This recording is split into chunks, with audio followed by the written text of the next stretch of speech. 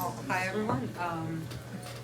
This is a part of the story about my unusual friendship with a guy I met on Tinder a few years ago. So, thank you. It was 10 past 6 p.m. when I received a 17 text from Alex. At least once a week, he creates a drama out of boredom and then drags me into it with countless messages and phone calls. This time, he hit me up with the urge to share details of his most recent dream.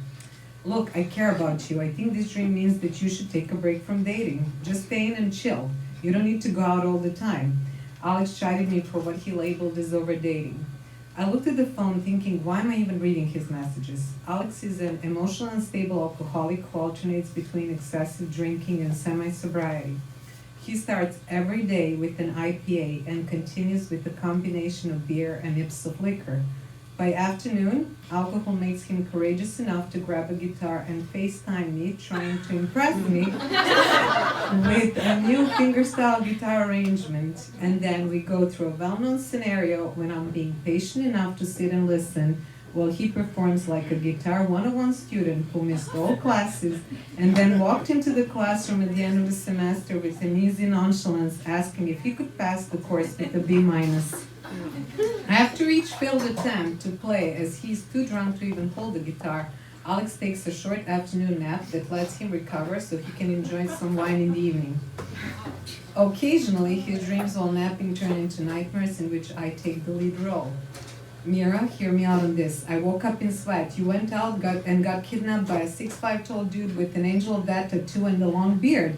Alex described his dream in a text and alerted me. This must be a sign. There are so many creepy people out there. You should really be cautious about your dates.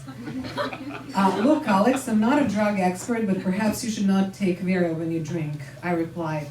Alex and I had initially met on Tinder. I'm not sure if it was because of the app or our distinct personalities or both.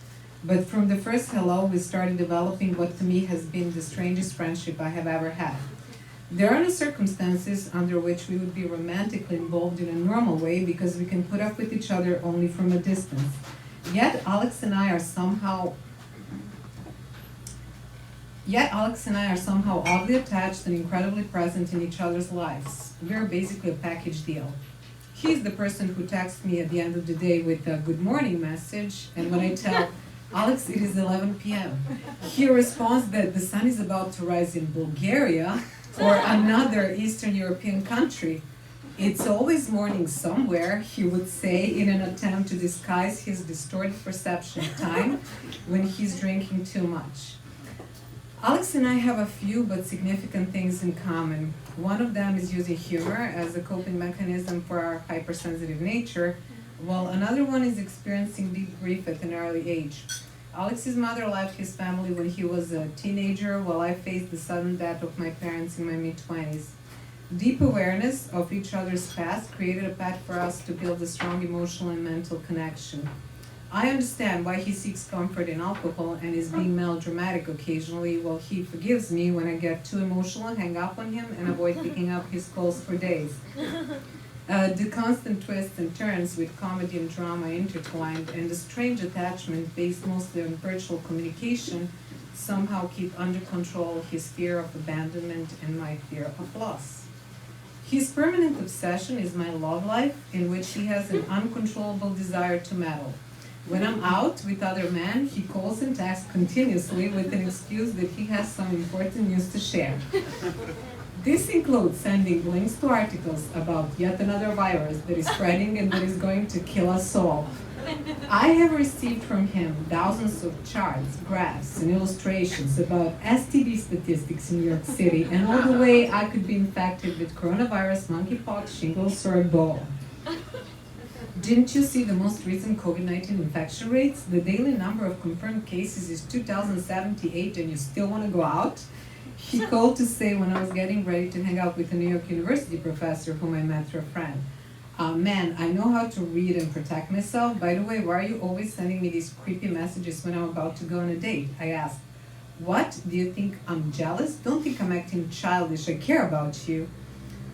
Alex is like a combo of WHO and CDC. He frequently shares alarming health data, and the timing of his messages is usually aligned with my dating schedule. I had to make him stop. Okay, Alex, I really need to go now, I said. Wait, he tried to continue the conversation, but I disconnected. Then he texted, you need to see the New York City Health Department's report about the increase in gonorrhea and syphilis among New Yorkers. Seriously, I'm not making this shit up. The report says it's more than 20% in 2 years. I certainly did see it, but I'm not giving up. I replied to him and added a sperm swimming meme to my text. Thank you.